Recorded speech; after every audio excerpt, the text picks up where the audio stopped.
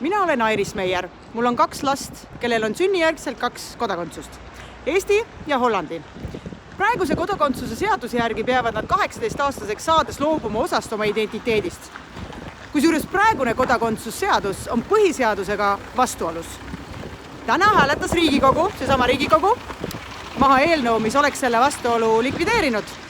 See oli juba teine kord selle sügise jooksul.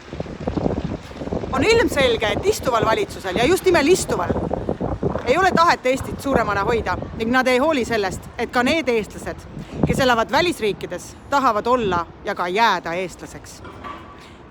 Meie rahvaarv väheneb, kuid samas soovib praegune valitsus valida, kes on õigem eestlane.